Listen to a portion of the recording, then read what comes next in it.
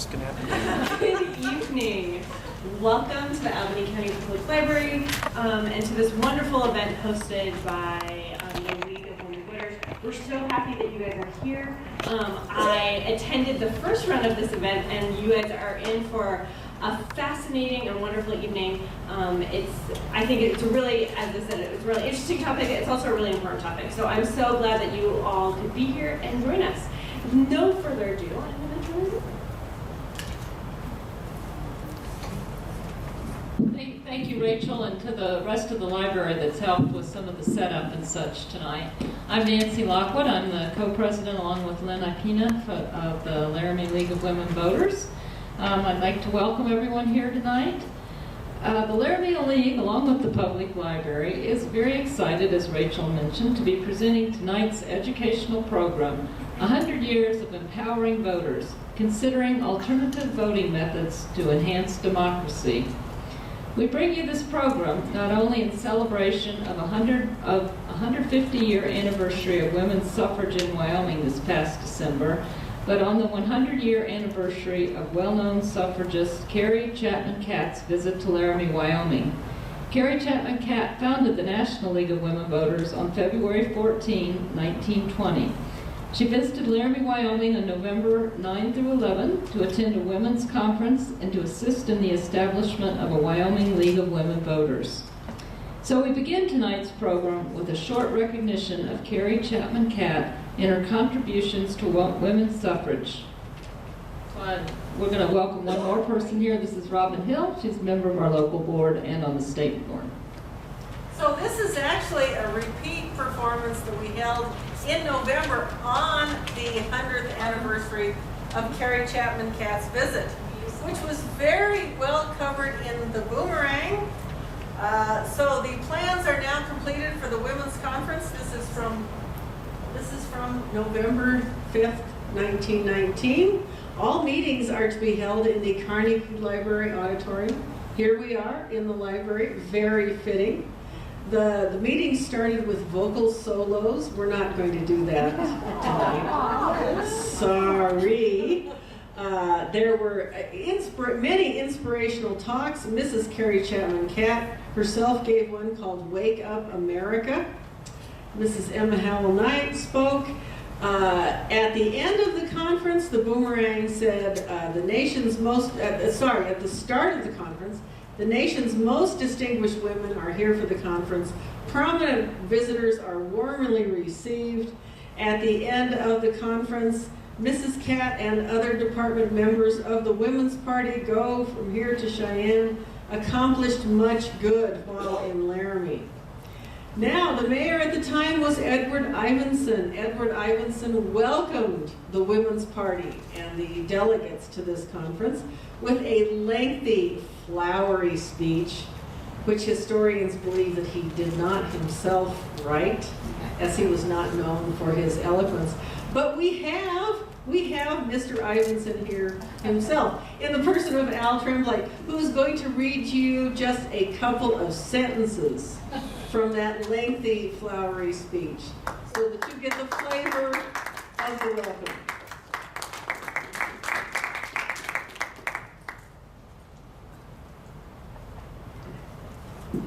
Madam President and representatives of the League of Women Voters, it gives me pleasure, unusual pleasure, to greet you and in my capacity as mayor of Laramie, to bid you welcome to our city and to wish you success in the noble and self-sacrificing work you have undertaken for the enrichment, freedom, and enlightenment of women. You are engaged in a glorious work, and in wishing you success in your laudable undertaking, I feel sure I am expressing not my own sentiments alone, but the sentiments of the citizens of this, the gem city of the Rockies. As proof of the tenacity towards the emancipation of women, and is showing that the labors of the faithful few were beginning to bear fruit, we point with pride to the memorable fact that this state, the state of Wyoming, at its first legislative assembly, passed a bill granting equal rights to women. This bill was signed by Governor Campbell on the 10th day of December 1869. Now, in conclusion, allow me once again to wish you success beyond your most sanguine expectations and to express the hope that you may receive unlimited support and encouragement in the noble and glorious work in which you are engaged. Permit me also to assure you that you are truly welcome to our city and that we feel honored by your presence here. I thank you.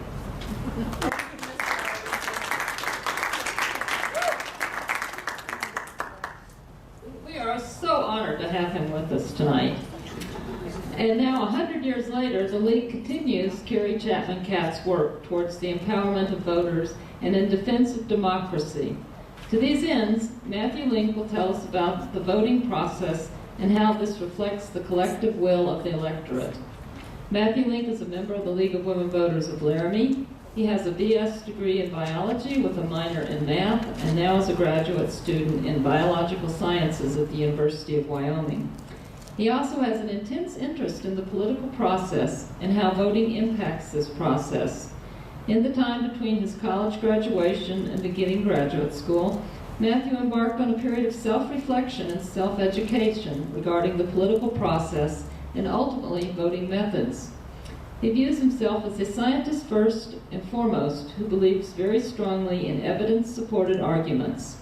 He brings his education and training in the sciences and math, his computer skills, and his knowledge of statistical analysis tools to a study of voting methods. Matthew is most knowledgeable about this topic as, in his own words, "I've done a frightening amount of self-directed research on it. Several books, lots of videos, and easily over 100 articles. Turns out voting methods are one of the single most critical issues in electoral politics." So welcome, Matthew.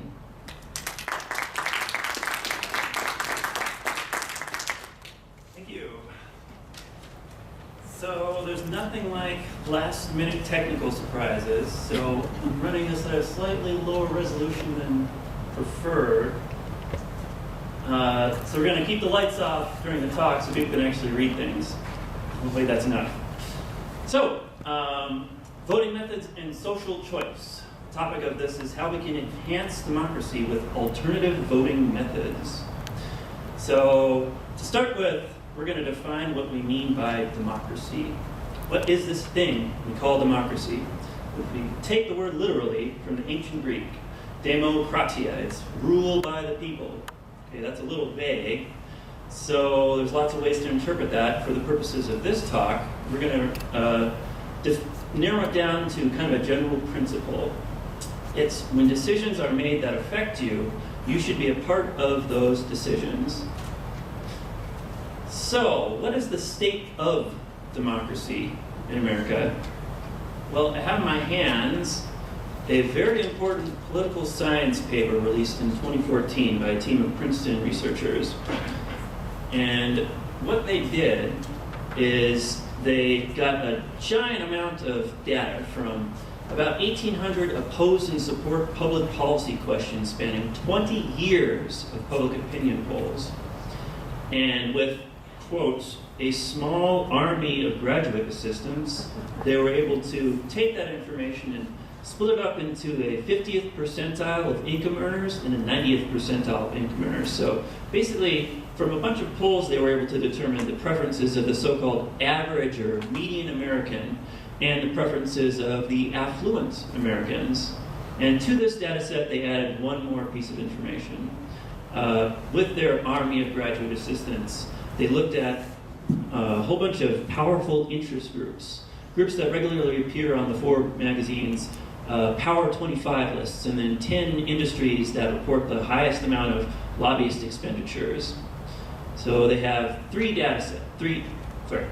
So they took this list of powerful interest groups, and they were able to determine with their graduate students, their graduate researchers, net interest group alignment. So they figured out what stance a particular interest group has on any particular public policy, and they took the total number of groups supporting a policy minus the total number of groups opposing that policy to come up with this metric called net interest group alignment. So basically we have three types of data here. the preferences of average Americans, the preferences of affluent Americans, and the stances of public interest groups. Or not necessarily public, interest groups. And with this, they built a statistical model asking the following question. Was a proposed policy change within each survey's question actually implemented within 4 years after the question was asked? So let's make this a little clearer, the figure. So we have 3 independent variables here. The preferences of average citizens, preferences of economic elites, and preferences of interest groups. And they want to use these to predict whether or not a public policy was implemented in line with these preferences. And here's what it actually looks like. So we see the preferences of economic elites and the preferences of interest groups have an outsized influence on public policy. And if we add some numbers to them, we see that the preferences of average citizens have a very small impact. In fact, so small that it's statistically insignificant. Or to quote, when the preferences of economic elites and the stands of interest groups are controlled for, the preferences of the average American appear to have only a minuscule, near zero, statistically non-significant impact upon public policy. Okay, that's kind of disconcerting. There could be, maybe we're okay though, as long as interest groups represent the average person anyway. Well, they tested for that too, and they found that interest group alignments are almost totally unrelated to the preferences of average citizens. All right, so democracy isn't looking great right now.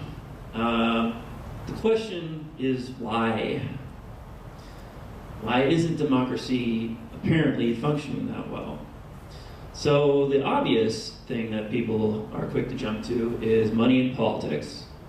So to be sure, in the last 10 or 15 years, we've had a set of major Supreme Court decisions, including Citizens United and McCutcheon v. FEC, that basically blew open the floodgates to dark, unaccountable money in elections, in campaign financing. And the money spent in congressional races has explosively increased with every election since then. In fact, the vast majority of congressional races are won by the top spending candidate, with few exceptions, which ranges from 75 to 95% of Senate and House races in the past 10 years of elections. So that seems to be some credibility to money in politics, but I want to point out a piece of information that, so you may have heard about this paper on a show, radio program. Its authors have been interviewed before. And if you've heard it, there's a detail about the paper that they never talk about. And it's the time frame of their polling data. Their survey data was from 1981 to 2002, which is well before those major Supreme Court decisions. So according to this paper, according to this study, this very big study, we haven't had functioning democracy for quite some time. So now I want to turn your attention to a different possible explanation, complementary explanation. The state of political parties in America, or the lack of political parties in America. So, as you may have noticed, the United States is an immensely two-party dominated political system. In fact, to get a sense for just how dominated, here is the last 230 years of presidential elections. And we see that from about 1852, every election since 1852 has been won by one of the two modern political parties. And sometimes we have candidates that get significant percentages of the vote, but they never get elected, and whatever parties are associated with them die not long after them. So, if we zoom in on one election, for instance, the 2004 presidential election, we see that the top two candidates got 50.7% and 48.3% of the vote. And then if we have a look at this little sliver here, we see that No other candidate, no third-party candidate got more than 0.38%, and all of those third-party candidates combined got less than 1% of the vote. Okay, so an immensely two-party dominated system, and it has been for a long time. So why is it that US politics are so dominated by two parties? Can it really be that such few Americans support or identify with other candidates? Could it really be that America is united in the belief that the Republican and Democratic parties represent the full spectrum of acceptable political thought, with no other preference for some other combination of views? Well, we can answer this with a set of Gallup polls that are undertaken annually. So through telephone, Gallup regularly asks people whether or not they identify as Democrats, Republicans, or Independents. And we see that for most of the past 20 or 30 years, for most of that time, more people have identified as independents than identify with any one particular political party. Now you might say, okay, well, it's one thing to be independent. Maybe they vote Democrat or Republican anyway. Or maybe some people just like to feel like special snowflakes. Well, Gallup has you covered there. So another question they ask, and I'll read this one, since that's a little hard. It asks people, in your view, do the Republican and Democratic parties do an adequate job of representing the American people, or do they do such a poor job that a major third party is needed? And we see for most of the last, for all of the last, 18 years, almost all of it, more people have said that they would like a major third party than have said that they think the two major parties do an adequate job. So we see there is a demand for a third party in America. Why don't we see third parties? Or why don't third parties ever claim power in America? So now we're going to jump into kind of an esoteric topic in political science. It's this thing called Duverger's law. So there's French sociologists in the 50s and 60s by the name of Maurice Duverger, basically surveyed the history of a huge swath of modern parliamentary democracies. And he noticed a trend. And subsequent research since his time has basically confirmed his trend so much that political scientists just refer to it as a law now, Duverger's law. So what is Duverger's law? Well, it comprises two things. Any political body with two key features. Number one, plurality rule elections. And two, single winner election districts. So you know we have this big jigsaw of election districts in America, and we're always worried about gerrymandering or gerrymandering, however it's pronounced. So anything with these two things, the way we vote now and the way we do election districts, Duverger's law states that anything with both of those will tend to favor a two-party system. So if we have, and it's because of psychological and economic effects between elections. So for instance, if you have a party that gets like 5% of the vote in an election, maybe that's great if you're a party organizer, but if you're a voter, you think, wow, what's the point in voting for them when I can maximize the power of my vote with one of the other two parties? So it's psychological, it's a feedback loop. And so you do worse in the next election and then worse in the one after that. So if you have a look at this figure to the left here, we can see the effective number of parties in government with the effective number of parties based on votes. And the stuff at the bottom left, the green stuff, is those single winner plurality countries. And then the stuff to the right uses forms of proportional representation. Okay, so the obvious solution to Duverger's law is proportional representation. So the way it works is, let's say we had the Laramie City Council awards, for instance. If we wanted to make them proportional, we would fuse all three of these wards into one giant election district. And then we would say we want multiple winners each election who are determined based on the proportion of the vote that they got. That's proportional representation. So worldwide, proportional representation looks a bit like this. The countries in purple and kind of light purple-ish are proportional representation countries, and everything in red uses single winner elections. So does anybody notice any sort of pattern in this figure? Yes. What's the pattern? Colonies, English colonies. Yeah, so basically, basically everything still using this were former members of the French and British colonial empires. Interesting. So it's used worldwide, but in fact, proportional representation is also found in a number of scattered municipalities around the country. So for instance, it was recently adopted in East Point, Michigan, and in Mission Viejo, California. So why don't we see more proportional representation, however? Well, part of the problem is that it's a very difficult reform to get, especially as you move up into higher hierarchies of political office at national and state legislatures. Basically due to the way that the federal constitution and state constitutions define their legislative bodies. It's very hard to get proportional representation. You would probably need some kind of major constitutional amendment in order to get it at those bodies. Okay, so it's a little hard to get around Duverger's law with proportional representation. It's going to take some work. What's the other way you can get around Duverger's law? So that's going to be the focus of our forum tonight, voting methods. So what is a voting method? For the purposes of this talk, we're going to define it as the form of the ballot used,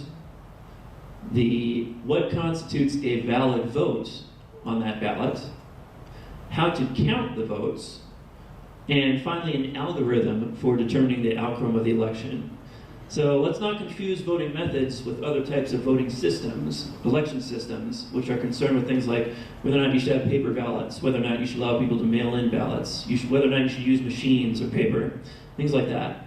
A voting method is the set of mathematical rules for determining a winner.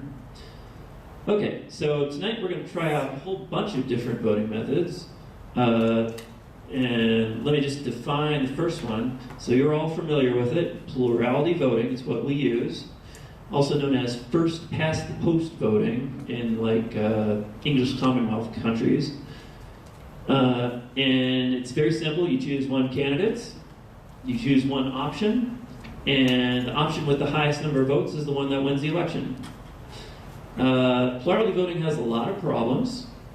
There's the so-called spoiler effect, which causes you to get mad at good candidates. You end up with accusations like you're wasting your vote helping the enemy. And there's a strong incentive to support the so-called lesser of two evils in an election, which leads to campaigns geared towards negativity, and good candidates sometimes just don't even bother running. And finally, perhaps most importantly, disillusioned voters disengage with politics, leading to low voter turnouts. America has very low voter turnout. To get a sense of how low it is, in the last congressional election in 2018, the nationwide turnout was only 49.3% of eligible voters, and this was the highest turnout in a century for non-presidential elections. So usually it's a lot lower. And finally, with plurality voting, you don't learn a whole lot about what the electorate actually wants. You don't learn a lot about their preferences. Okay, so lights on. Now we're going to try out plurality voting, and you're going to vote on some kind of tasty dessert at the end of the talk. So whoever wins this mock election is the dessert you're going to get. Now there's not a lot of stakes on a dessert. And one of the things we're going to try to emphasize, maybe we'll see, maybe we won't, is that different voting methods encourage different types of tactical voting. So I want you to think about, maybe you're voting on like dictator for life. So you only get one vote and the stakes are really high. So think real hard about your vote.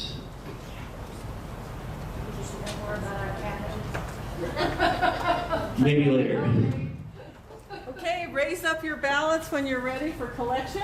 The food items have not had an opportunity to campaign. I'm sorry. We want to hear the price. You're voting on reputation. What happens to the desserts that we don't get? I don't know. Maybe we'll throw them out. I don't think so. I don't think so. Get bitter and go on a book tour. Are the running mates the beverage? Har, har, har. Oh, what a group. Okay, how are we feeling about that? Has everyone got their ballot finished? All right, now let's try some alternative voting methods.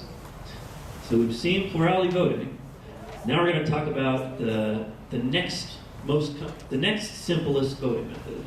This one's called approval voting.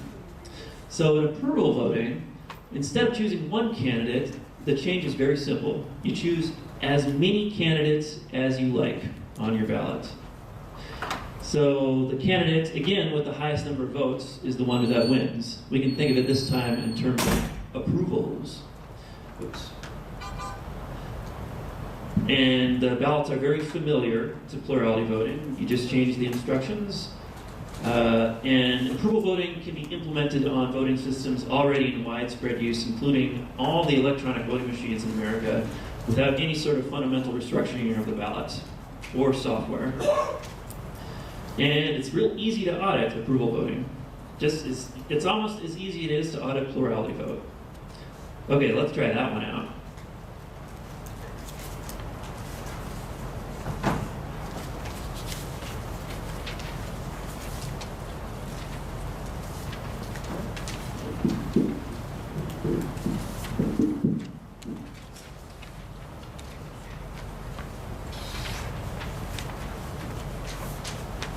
Remember, you can choose as many options as you want. Okay, ready for pickup? Raise them up. And the nice thing about being able to vote for multiple options is it's much harder to spoil an approval vote ballot than it is with a plurality ballot. Because if you accidentally voted for someone else, well, then you voted for them, and your vote still gets counted. Okay, let's talk a little bit more about approval voting. Its history. So, it turns out approval voting was used for single winner parliamentary elections in Greece for about 60 years, from the late 19th to early 20th century. In this image, voters would drop a marble. They'd stick their hand in one of these machines to preserve the secret ballot, and then stick a marble in one of the yay or nay sides, oxy or nay. Approval voting was also used for about 500 years in the serene Republic of Venice to elect the city-state's leader, the so-called Doge. And the only reason they stopped using it was because Napoleon came by and conquered Venice and said, I don't like this confusing approval vote stuff. You're going to go back to plurality vote. So thank you, Napoleon. So it turns out that approval voting was forgotten for a long time and then was reinvented independently several times by actual voting method scientists in the 60s and 70s. And today it's used for straw polls to elect the UN Secretary General. And it's used by a whole bunch of professional societies, including the Mathematical Association of America, the American Mathematical Society, and the American Statistical Association. So it's actually pretty popular with math-oriented professionals.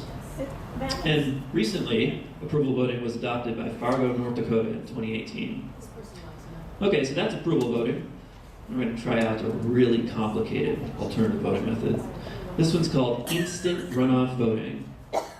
So in instant runoff voting, voters order their choices by preferences. Now you may have heard of this method before by another name. It also goes by preference voting in the UK, Hare method by one of the people that developed it, or so-called ranked choice voting. But it's important to be very careful with the terminology here because it turns out instant runoff voting is only one type of ranked voting method.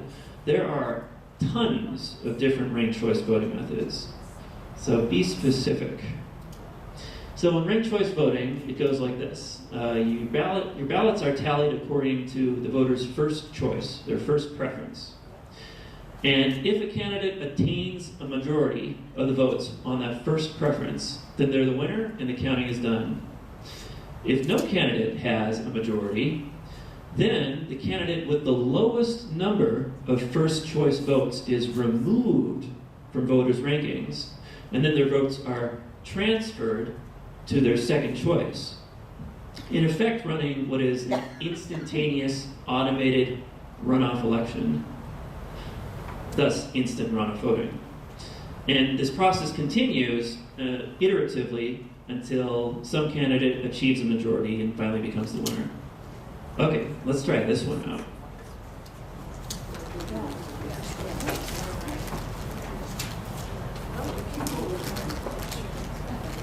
And remember, you're marking in order.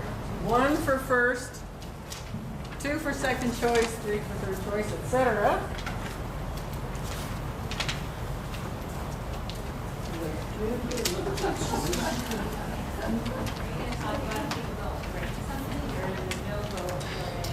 So it depends, depending on how you implement instant runoff voting, it can be easier to spoil your ballot or not. So for instance, the version of instant runoff voting that Australia uses, I think they just require the voter to rank like their top 3 preferences. And then if they don't put anything else, well, too bad, they've reduced their voting power.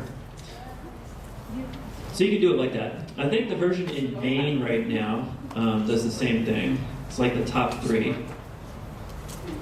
But you really should do as much ranking as you can, because it turns out there's actually a lot of different ways to vote tactically in instant runoff voting, and you reduce your power if you decide not to rank certain things.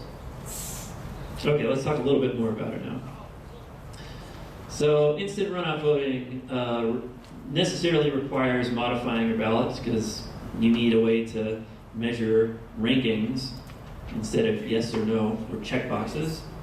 And it has some difficulty in counting and determining the winner, which expands geometrically as candidates are added to the ballot, because the more candidates you add, the more possible preference profiles there can be. So for instance, with 3 candidates, there's 6 possible ways to rank them. With 4 candidates, there's 20, wait, math is bad under pressure. 12 maybe? And then with 5 candidates, we're already at like 120. So that's why it's complicated. And determining the winner necessarily involves centralizing the vote information. So you cannot figure out who the winner is on election night with instant runoff voting. You can't just take your precinct amounts and know. You have to centralize all that information to perform your automated runoffs to get a winner. And finally, like I said, instant runoff voting actually invents some new counterintuitive voting outcomes and types of tactical voting that might be undesirable. And because it's so complicated, it's difficult to audit. Instant runoff voting has been used, well, it emerged in the mid-19th century as sort of a spin-off of a sister voting method, the so-called single transferable vote, STV. STV is the original proportional representation method, the first one that was used around the world and still is used in a lot of places. And somebody had the idea, well, I'm just going to take this multi-winner proportional method and convert it into a single winner method. That's what instant runoff voting is. Yeah. And currently, instant runoff voting is used in Ireland, Malta, and Australia for their single winner elections. It was recently adopted by the state of Maine in 2016, and about 4 months ago now, the city of New York adopted instant runoff voting for their local elections. And interestingly, instant runoff voting has also been adopted and then later repealed a number of times in the US, including a very interesting case in Burlington, Vermont in 2010. So that's instant runoff voting. Now we're going to talk about another ranked voting method. This one's called the Borda count. So in the Borda count, once again, you order your choices by preference. And this time the counting and the winners determined a little differently. It's a lot simpler.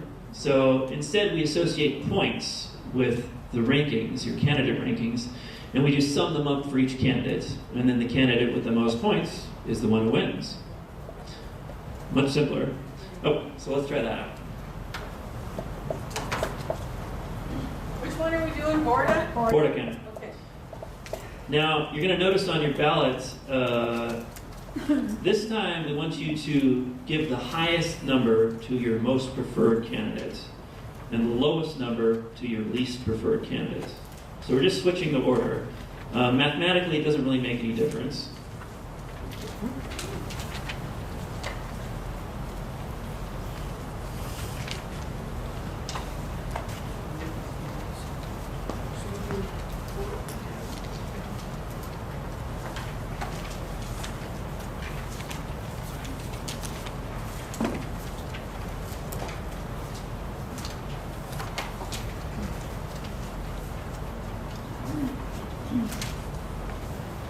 How are we feeling about that one?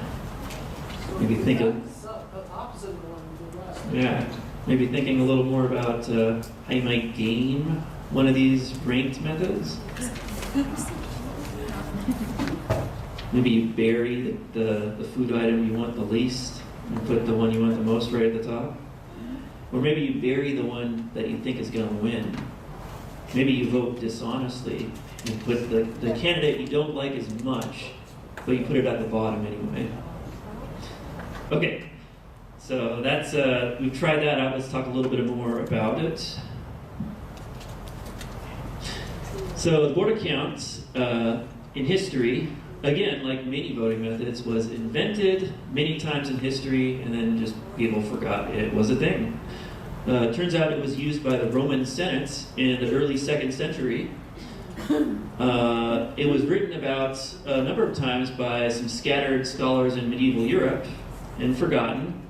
But it wasn't until this guy by the name of Jean-Charles de Borda reinvented it that we gave it its name, the border count, in 1770. And he invented it to elect members of the French Academy of Science. You might have heard of de Borda before. He's also the guy that devised the meter as the standard unit of length for the metric system.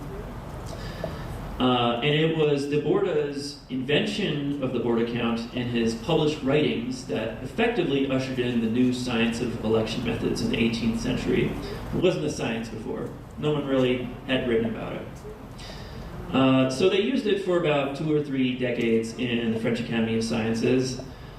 And then our friend Napoleon came by again, and he didn't like it, and he said they had to get rid of it and go back to plurality votes. So I'm not a fan of alternative voting methods.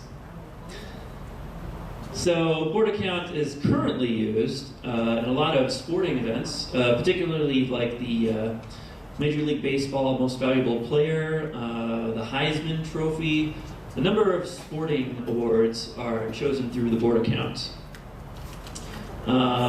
Border count is used in a number of student and administrative elections in many educational institutions around the country. And it's used a little bit in governments in Slovenia and 2 Micronesia nations, so not a whole lot. So that's the border count. So we're going to round off tonight with one more voting method called score voting. So this one is also known as range voting, and unlike ranking methods, this is a rating method. So this time you can put the same number for one candidate as another candidate. Candidates can receive the same rating. So score voting is used to determine winners in all sorts of performative sports, like figure skating, like diving, all sorts of things like that. And it's the only method so far that biologists have found to be used by animals. It's used by some bees and ants to collectively choose new nest locations. So the score in this case is how much they're wiggling their bodies in a certain direction. And the more they wiggle, the more score they're giving to a particular location. And in fact, so we just tried approval voting. Well, it turns out approval voting actually is score voting with only 2 options, 0 or 1, yay or nay. So score voting can range from 0 to 10, 0 to 100, however large, however small you want to make the scale for people. So let's try that one. Tonight we've chosen a scale from 0 to 3, I think. 0 to 3. Yeah. Yes. So remember, you can use the same rating for one candidate as another one with this method. If you want to give one candidate a 3 and everyone a 0, you can do that. If you want to give one candidate a 0 and everyone else a 3, you can do that.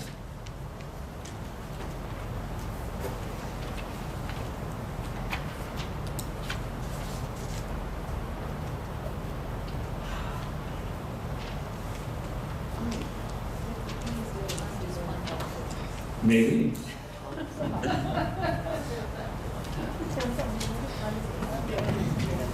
You see that natural history has chosen score voting at least.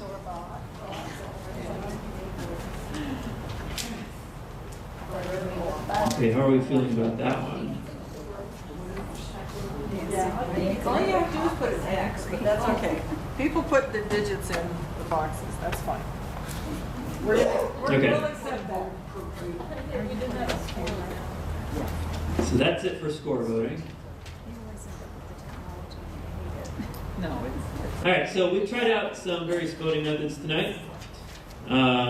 Those aren't all of them. There's actually tons of voting methods. In my research, I've seen like, I don't know, 70 or 80 different voting methods. Lots and lots of different ways you can choose winners and stuff. And you might be wondering now, which voting method should we choose? Well, it turns out there's no perfect voting method. This has been proven mathematically, not by, you may have heard, maybe you haven't heard of this thing called Arrow's impossibility theorem before, developed in the 50s. Well, it wasn't that one, because that one only applied to ranking methods like board account and instant runoff voting, but did not apply to rating methods like approval and score voting. Instead, it was this thing called the Gibbard-Satterthwaite theorem in the 70s, which basically states that tactical voting is inevitable outside of a dictatorship. Okay, so there's no perfect voting method. We can't avoid tactical voting. Maybe we can choose the best voting method. So if only we could read voters' minds, if only we could probe their deepest subconscious desires, if only everyone was always honest on their ballots. We don't live in that world. So instead, let's try the next best thing. We can choose an expressive ballot which incentivizes the least amount of tactical voting. So how do we do that? So in the past, voting method scientists have used a so-called axiomatic or criterion-based approach of evaluating voting methods. So the way this works is you establish a set of desirable behaviors from your voting method. For instance, will your voting method always elect a candidate that would have won all its pairwise competitions when it exists? The so-called Condorcet winner in an election. So for instance, would Bush have beaten Nader? Would Bush have beaten Gore? Would Nader have beaten Gore? All the pairwise competitions. Sometimes your voting method can do that. Sometimes your voting method fails at that. For instance, can a voter get a less desirable outcome for honestly choosing their favorable candidate? This is true of some methods. Does voting favorably in your method for a candidate always help that candidate? Does voting unfavorably for a candidate always hurt them? Not always true. These two combined are the so-called monotonicity criteria. Okay, so you take a set of criteria that matter to you, and some voting method theorists can make great arguments for why their criteria are better and more important than your criteria. But the problem at the end of the day with this method of evaluating voting methods is that it's still subjective. So another method exists. The so-called utility approach developed around the year 2000. So now that we have powerful computers, we can run simulations of voters, candidates, and election outcomes. And we devise a measure of voter happiness with the outcome, so-called utility. How much utility does a voter gain or lose from an election? And using simulations, we can evaluate the impact of strategic and honest voting with different voting methods. And effectively, what this does is, imagine our voting method is a race car, and the criteria are all the different parts of a race car, the ignition, the wheels, all sorts of things. Effectively, what we're doing here is we're combining all of these subjective criteria together into a single statistic. And basically, we're racing our different voting methods to see who wins. All right, so how does this work? I'm going to try to explain this. Let's put our math hats on for a second. It won't be too hard. So imagine we have some kind of issue that exists on a spectrum. Perhaps it's how much are we going to tax the rich? Should we tax the rich a lot? Should we not tax the rich? Should we give the rich the state's money? Some kind of issue on a spectrum. And we have our candidates that exist on the spectrum. Maybe this candidate over there doesn't want to tax the rich. Maybe the candidate in the middle wants to tax them more. I don't know. And we also see that our voters have an opinion on the spectrum too. They think they want the rich to be taxed some particular amount, and only that amount. So we have candidates and voters on a spectrum. Now we can measure the distance between our candidates and our voters. And so notice in this election, we see that the election winner was pretty far away from our two voters' preferences. And the guy that didn't win here, he actually minimizes the distance between our voters on this particular issue. So we would call that candidate, even though he didn't win, we would call that the socially optimal candidate. By minimizing the distance between that candidate and the voters, if that candidate won, they would have maximized their utility from an election. Okay, so we have these distances between voters and candidates. If we take these distances and we take the utility associated with the actual election winner and we subtract from it the utility associated with the socially optimal candidates, we end up with a statistic called voter regret, which is basically the average avoidable human unhappiness associated with using a particular election method in a given election. And finally, if we do a whole ton of simulations with random placements of candidates and voters on an issue spectrum, we just do this a ton of times, compute lots of different regrets. We end up with a distribution of regrets, and we can compare the average regret associated with totally honest voters and the average regret associated with highly tactical voters. So let's see what this looks like. Let me explain this figure. So on the y-axis here, we have simplicity of the voting method that you just tried tonight. So plurality and approval, they're super simple. And on the bottom, we have this thing called voter satisfaction efficiency, which is basically the distribution of average voter regrets that we just talked about. So if we move to the left on this graph for each voting method, the left side is voters at their most strategic. On the right side, we have the regret associated with voters voting most tactically, or most honest, sorry. The right side's honesty, left side is strategic. So we notice that these two methods, instant runoff voting and board account, span quite a large range of voter regrets. So as you get closer to the so-called socially optimal candidate, that means that your voting method selects that candidate more often. As you get further away from that candidate, that means it selects candidates further away from the sum of voter preferences more often. Okay, so we see that approval voting has quite a small range between tactical and strategic voting. And score voting has some of the lowest amount of regret associated with highly honest voting. One more point about this graph. Notice the distance between a random election winner, the regret associated with not having an election, basically, and the regret associated with plurality voting. Notice the distance between the two. And then now look at the distance between plurality voting and approval or score voting. So we see that we can basically double the amount of voter satisfaction by switching to a really good voting method. We can take the amount of satisfaction we got from inventing democracy with plurality voting and double it by moving to a better voting method. How about that? So, okay, we've tried out some different voting methods. We've talked about how you can evaluate different voting methods, but the truth is that voting method science still really hasn't reached a consensus. Nobody's really in agreement. I'd say about 60 to 70% of the field agrees with the voter regret analysis I just talked about, and then the other 30% are kind of living in the past with their axiomatic approach. But regardless of the voting method you choose, some things are apparent. An alternative voting method can result in more competitive elections by reducing tactical voting. Alternative voting methods can result in higher voter turnout by giving the electorate disenchanted with the major parties a reason to come out and vote.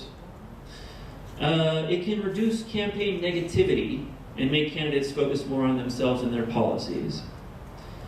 Finally, you learn more about what people really want with more expressive methods. Who doesn't like that?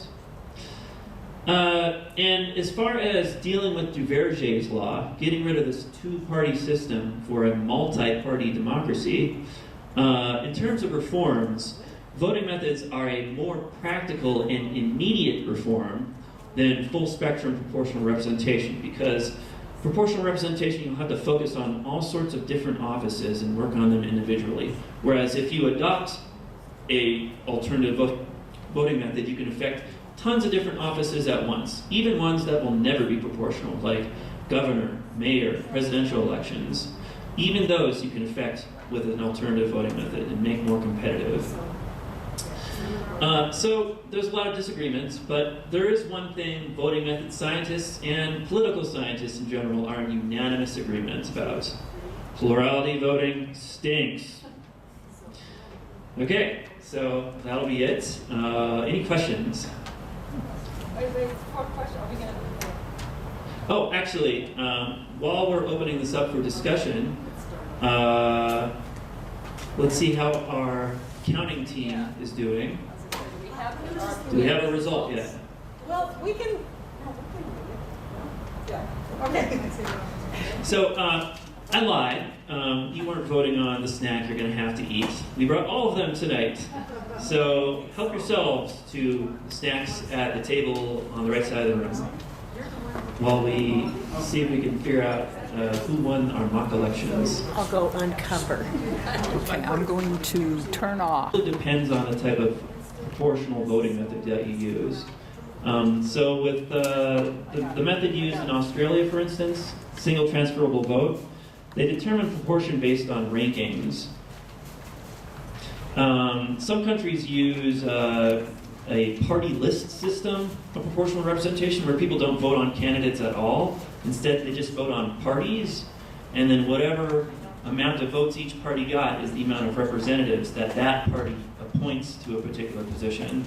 So there's different ways you can do proportional representation. Use Larrabee as an example, I could figure out proportional So for instance, if we used something called reweighted proportional approval voting, the way you would determine city council seats is first you'd sum up all the votes, and the one with the most votes gets a seat. And then you would cut in half the votes for everyone that already got a person on the council. So you would reduce the power of their votes in order to represent the other people who didn't win a candidate yet. And then you keep reducing that power until you fill all the seats proportionally. In that way, you can achieve representation of not just the most popular candidates in an election, but the candidates that some groups of people prefer and other groups of people prefer. That's proportional representation. Yes? Like this evening, we've got 5 candidates, right? Did we? We had 4, right? Yeah, 4 candidates, 5 methods. All right. If in a real election you have the Republicans, the Democrats, X, and the Y candidates, but the Republicans and the Democrats have multi-billions of dollars, X and Y have a few thousand. What happens then? So I'm not saying money isn't an issue in politics. I think it's one of several issues. We also have to deal with the consolidation of the media, the mainstream media anyway. They really don't like third-party candidates in general, whether you're a Green or a Libertarian Constitution candidate. They basically do whatever they can to keep more than 2 voices out of campaigning. So money is an issue, certainly. But so the interesting thing is there's a lot of excitement around candidates that choose to forego corporate donations, for instance. Like I think Bernie Sanders is doing that, and some other people for the U.S. House right now. Well, they're still running as Democrats. Now, there's political parties in America, like the Green Party, for instance, that refuse to take corporate donations through their bylaws.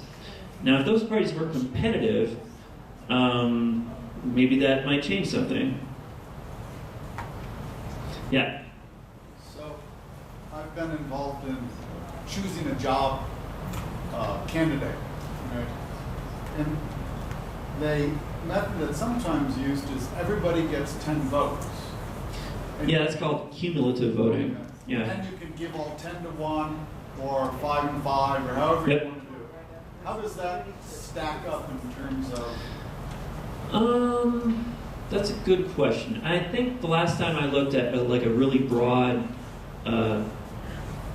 regret simulation with lots of different methods, I think cumulative voting is kind of like a middling method between instant runoff voting and approval and score voting. So it's decent.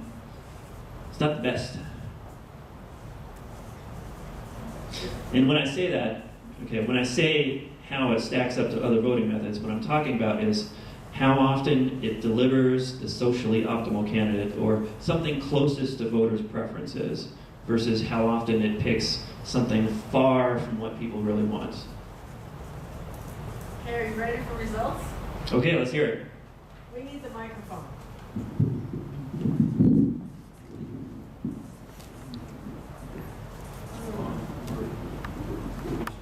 Okay.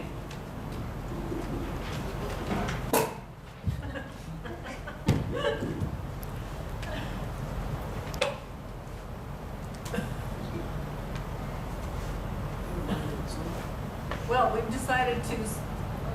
Uh-oh. Uh-oh. Oh, I've lost Robin. Hello, hello. So we're going to give you each a result, starting with plurality. And we'll do it from over here.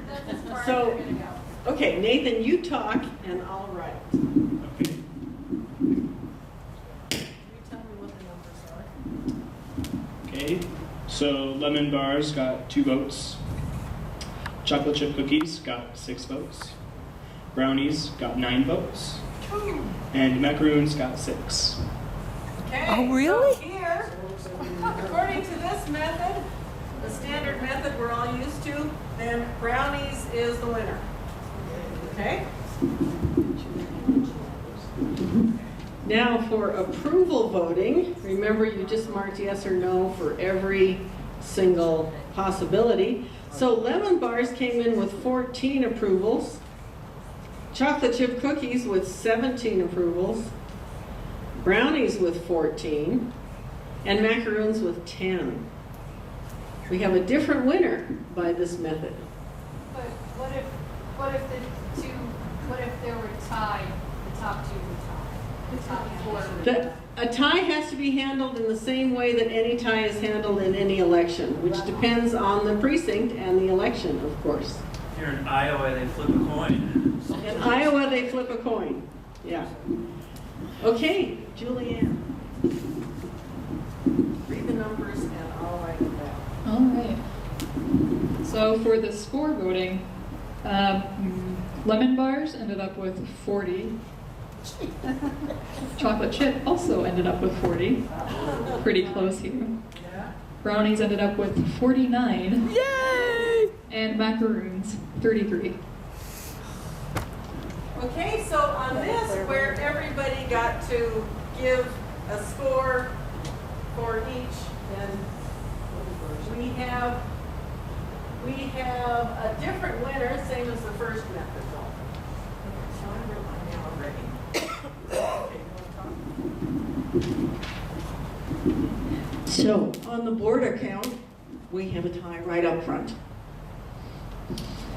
Lemon bar 60, brownies 60. And the other two are a distant third and fourth. So what are we going to do? So once again, that depends on whatever rule you agreed on before you set up your voting method. But you'll notice lemon bar hasn't scored high or hasn't won yet. And lemon bars are in the contention here at the time. We have a guest in the audience that I invited, actually, Stacy. Yeah, as our election clerk. So maybe she could tell us what we do in case of a tie. No idea. You have Do you know what we do with our current method? Well, in the case of Ward 2 a couple years ago, we had to draw straws. Lots. Who draws the straws? The canvas board. the canvas for. Okay, she was saying we've had this happen and we drew straws, which is similar. Yeah, everybody's name in the hat that had all the same amount of votes, and then the canvas board literally drew the winner. Drew the winner. Similar to flipping a coin. Yeah. Essentially, yes. Yeah. We could do a runoff by a show of hands between the two. There they are, lemon bars and brownies. We could have a duel. A duel? There you go. Okay, one Now, more is message. this before we get to try them or after?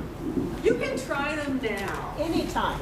Anytime. As long as I was announcing, we do have Stacy Harvey here that we invited, the county clerk, at our last time. We also had Chris Rothfuss, who's busy in Cheyenne tonight. He came because he has proposed legislation a few times about changing our voting method. So, Stacy, if you have any comments you'd like to add in terms of your perspective or what we do in our county and the impacts this might have. Stand up, please. All I can do is go back to 18 where everybody switched parties, the not honest voting in 18 for the governor's race. I'm sure y'all read about that. What happened, yeah. And if you know anybody who can switch back, tell them to switch back sooner rather than later. No, go talk to them Yeah. in the microphone. will you? Thank you. So yeah, if you remember it, for Governor Gordon's race, a lot of Democrats and unaffiliated folks switched to Republican in order to vote against Foster Freeze. And so that, because they didn't care who the candidate on the left was, as long as it wasn't him against their candidate on the left. So very dishonest voting. And that's what happened with Tactical. Yeah, tactical. That's not honest. Here we are. But yeah, I mean, because if you're throwing away your vote for all your other candidates just to pick at one race, it's not that's not an honest ballot. Because your guy on the left could have lost, and it was your fault. I'm going to disagree that they changed to vote for Foster Freeze, because if you look at the number What? No, they changed to vote against him, but I think that that's not necessarily accurately what happened, because you can change your vote to vote for a county commission candidate that you like, not just the gubernatorial yes. candidate. But the numbers that voted in Albany County, at least for the governor's race, well outweigh who they voted for in the commissioner's race. I think a fair number of people also might have switched just to vote for Charlie Hardy in the Republican primary. Maybe. So, Nancy, you have it. We have one more method to cover, however. Okay, but I was one of those switchers. I looked at the choice in what I usually vote on the Democratic ticket. We had plenty of good candidates, whichever one won. So the Democratic race was Exactly. yes. So Everyone the was Republican happy, so race, they the switched primary over. race was correct. So it's not dishonest. And I was very open about it too. So I think we should distinguish between I don't want to talk about switching the party races. affiliation and the actual ballot. So a dishonest vote on a ballot would be if you like someone second best. A dishonest ballot on a plurality ballot is, let's say you really love Ralph Nader, but I just can't vote for him because I don't want the bad guy to win. So you vote for someone else. That's a dishonest ballot. You're just talking about switching party affiliation. Okay, so I switched to Ralph. I switched to Ralph the first time, but I knew that the person I wanted wasn't going to win. And I liked Ralph, and I also wanted his party to have enough votes so that the next time around, they could appear on the Wyoming ballot. So, honest and strategic. So we have plenty of examples of tactical, we might call it, or insincere voting, and that's one of the conditions that we're addressing tonight. But I want to thank Stacy Harvey because we love county clerks.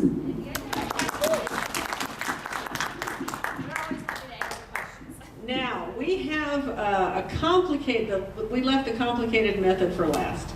So, instant runoff requires us to take all the first place votes and to see if there is a majority given the number ones that were entered on all the ballots. Now, we're going to have some numbers to put up there. Who's got the actual numbers to put up there? My helpers, we need numbers. Yeah. We need to put the numbers up for the instant, for the instant runoff. Now, instead of handling each ballot separately, you might think that we would go through each ballot, and if there was no clear majority for the first place, we would go through each, we dropped the lowest ranked candidate on first place. You'd think that we would go through each ballot again and look for the second place votes.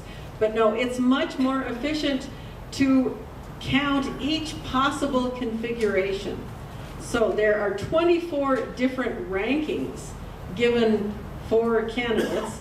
So the first sheet shows all of the number of people who put macaroons first. The very first line shows the number of people who put macaroons first, lemon bars second, chocolate chips third, and brownies fourth. Okay, and on the second sheet is obviously all the people who put brownies first. Use tally marks. Yeah. That's it. Well, we're, The other ones okay. are all ones, it's hard to say. Okay, so these are all of the combinations that were actually voted, and that's the number, all the sequences that were actually voted, and that's the number that were voted for them. Now, on lemon bars, the numbers on lemon bars, or oh, I'm sorry, I don't have my glasses on. I guess the next sheet is actually chocolate chips. So there are the numbers on lemon bars, the numbers on chocolate chips. That is to say, the number of people who put chocolate chips first. Okay. Now, we had 22 ballots. So, audience, you tell me, is there a majority winner? No. We'd have to get, somebody has to get 13, or 12. Duh. Somebody has to get 12 before there's a clear majority winner. So who are we going to drop? We drop the lowest place from first. We drop the lowest place candidates based on the first choice votes. So it's either macaroons or lemon bars. Okay. So because of extensive analysis over there at the counting table, we decided that the one to drop was macaroons. So macaroons is out. So there are rules on which one to drop out when a tie like that occurs. Yeah, rules schmools. We just figured it out. Sometimes they're randomized rules, and sometimes people look at like the rest of the ballot to see which knockout has the most impact on results. So macaroons is out, and the sequences now should reflect that fact. So Lynn is crossing out macaroons. As if they weren't there ever. Right. So now we take the votes from the losing candidate. There are 4 votes that have the losing candidate in first place. So who do they have in second place? Lemon bar twice, chocolate chip once, and brownie once. So we increase those scores. No, chocolate chip once. Lemon bar added 2, chocolate chip adds 1, brownie adds 1. Now, Brownie has one. you guys are good. So who got two? Lynn, Oh, yes. can you use a darker marker? Oh, I was just trying to do something different. Okay. Yeah, we just can't see those over here. Tell me how this works. Yeah. Better. That looks like 61. Oh. Oh, it's different colors. Okay, but now, so you're not adding them up, you're just, All right. Put a plus. I'll add them up. yeah, add them up.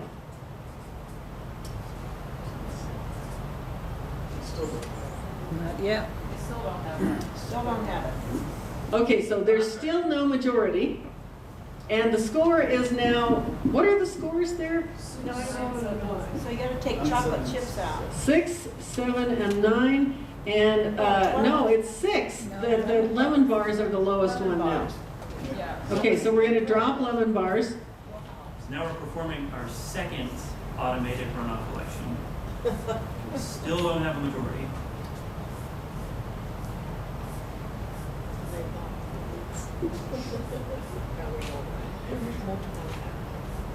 You have to be thinking about what this means while I do this, right?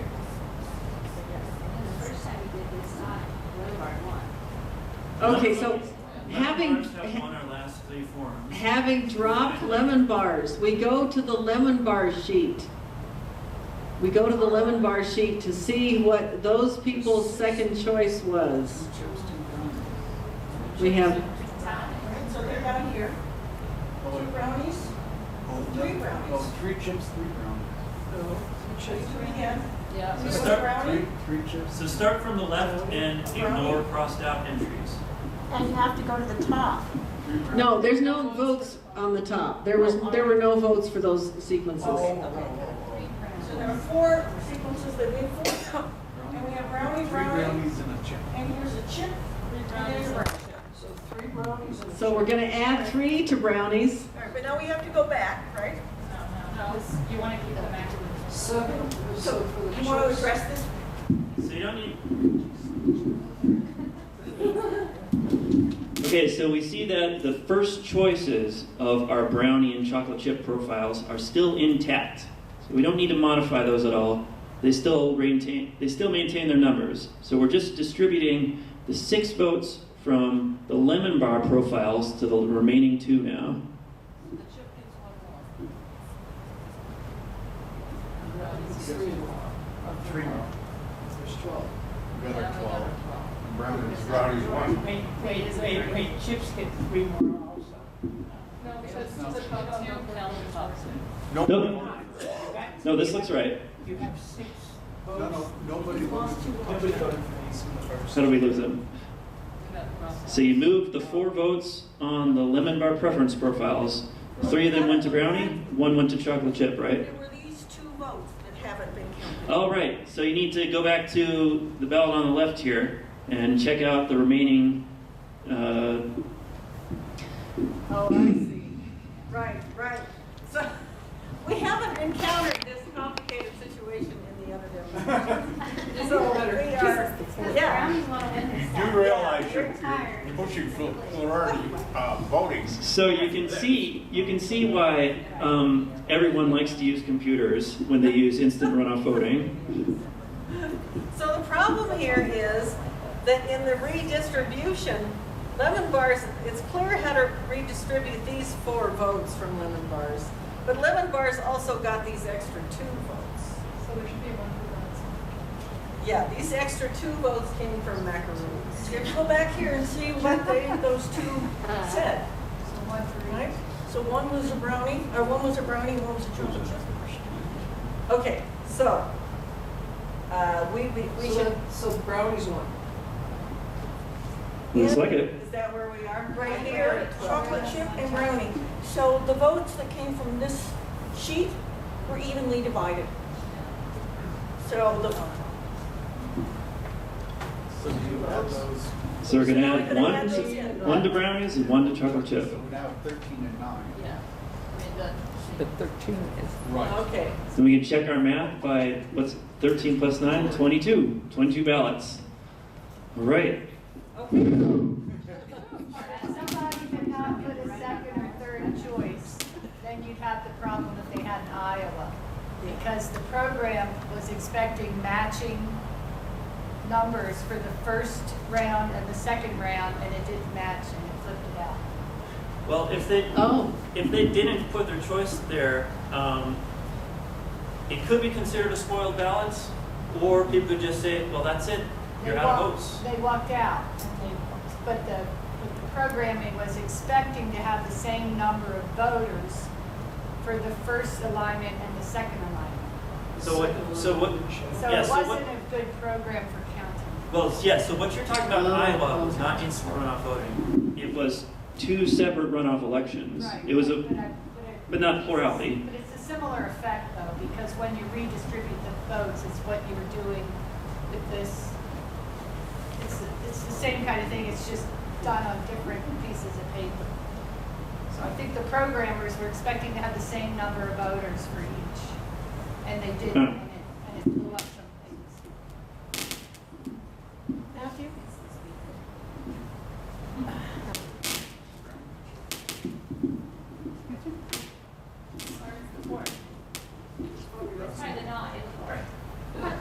Yes. Last time we did here, lemon bars was a clear winner. Yeah. How has it been in the other presentations?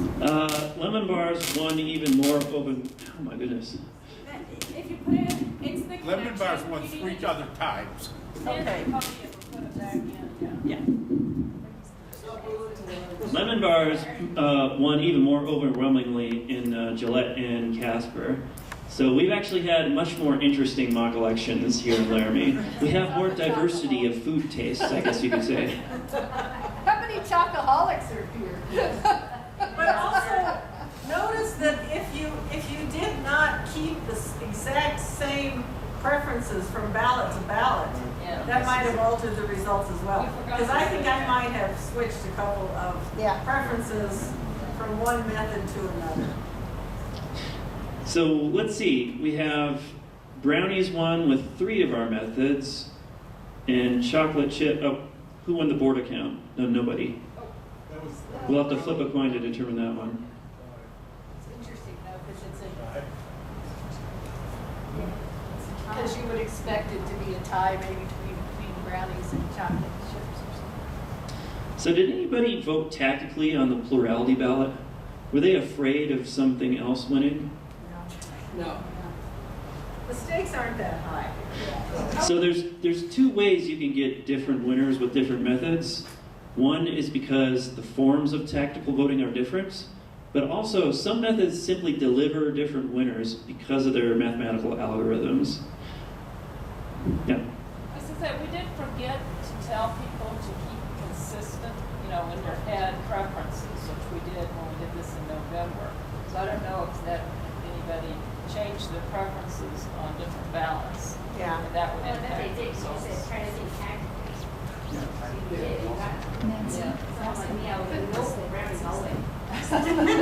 Yeah, they request for people to fess up and say, did they keep their ballots consistent or not? Well, then we're not preserving the secret ballot anymore, and we might be able to intimidate people. That's okay. We can see how people actually thought. I think it was like, I love brownies and chocolate chips, so it's really hard to decide one. So when I could give my approval of both, I was a lot happier. But I'm going with what the bees think is best. If the bees think it's best, it must work. Two chocolate candidates and one lemon candidate and one macaroon candidate. You're picking up on how we designed the ballots. But doesn't this chocolate chip also kind of mean that it was a strong second place? For what? For the other ones? Well, yeah. I mean, here, we just approved of them. So lots of people approved of chocolate chips like you did, even if maybe brownie was their top. In other words, where they rank them. Right. And they also were a tied second in scoreboard. I'm sorry, what? They were also a tied second place in Hager's. Macaroons just didn't make it anywhere, did they? And we didn't campaign. Yeah, I always think it was like, what's it worth my calorie intake? Like, is it worth it to waste that calorie intake on something that I really, really love or something that I just taste good, but. Is this made with butter or is it made with vegetable So, What about gluten-free? so we can continue the discussions and questions, but just want to remind people, we made a lot of treats tonight and we want you to eat them. So go ahead and help yourselves right now. And the lemon bars are very good. I tested them. Good. Still Matthew's Mike here, who's the real genius here. I did, maybe next time we will have our cookies campaign when we do this and uncover them at the start and put an ingredient list and who baked them perhaps, and maybe that would influence. Anyway, yeah, as Matthew said, we invite you to mingle a little bit, eat. If there's any last questions for either Matthew or Stacy here, we could take those, but then I'd ask you to eat and help with any pickup, and I'll let Rachel tell us how she wants chairs and things put away. Yeah? Oh, well, I'm not prepared to do that, but I'll try. I'll wing it. Lynn reminded me that we do have another Leagues and Library co-sponsored event coming up. It will be March 30th. It's a Monday evening at 7 p.m. And I don't have all my notes to talk or speak articulately on that presentation. But what we did was had one of our social studies teachers here in Laramie, Wyoming, attended a workshop put on by Harvard University on a teaching method that involves case studies. And they allowed you to choose from, I think it was 3 different case study methods to utilize. And our very own Megan Todd, who teaches social studies up at Laramie High School, attended that. She's been using it with her class, her AP government class this year. And she will do a presentation on case study that involves the ERA amendment and suffrage. So we invite you to come and attend that. People need to pre-register. What does ERA stand for? When were you born, Matthew? Equal Rights Amendment. People will need to register and read the case study before the meeting. Right. We're looking at inviting specific people or groups to volunteer and do that right now. Judy's handling that end of things. So we've targeted some organizations in town to get those participants. But you can also come and be an audience member. Yeah. Participants have to read a book chapter. So if you really want to be a participant and do the case study, you have some homework to do in advance. And help themselves to information on the back. Yeah, there's information on the back table, and I think Erin also had something. She has a nice handout, and we are a nonpartisan organization, so I can't really speak to this, but the Democratic Party is using ranked choice voting in their caucus primary. So if anybody wants to look at these, I've got. So actually, they're not using. Okay, so remember I said terminology is very important here. There's lots of different ranked choice votings. And they're not using instant runoff voting either, actually. What the Democratic Party is using is single transferable vote. They're using a multilinear proportional method to determine presidential delegate counts. So it's not instant runoff voting. It's yeah. I actually have a question for because I register people to vote, and then they ask me questions that I don't know, because I typically don't do that. I will this year because I don't have to go, and I always worry that people see me and then I just stay neutral. I did notice on an email that went out to some folks, it says that if kids will be 18 by November, they're allowed to participate. How do you know that? Because they won't show up on a voter roll. Because according to state law, they can go to you and register if they're. Right, but they won't show up on the registry if they're not 18 yet. They're red and they're like blacked out. So like if my son were to go. I'll have to ask the Secretary of State to give me that list. Yeah. Because their birthday is red in our system, and then they do not turn available for voting, so to speak, until they hit their birthday. But we can register them, even 16-year-olds. But they can also do the primary, right, in August?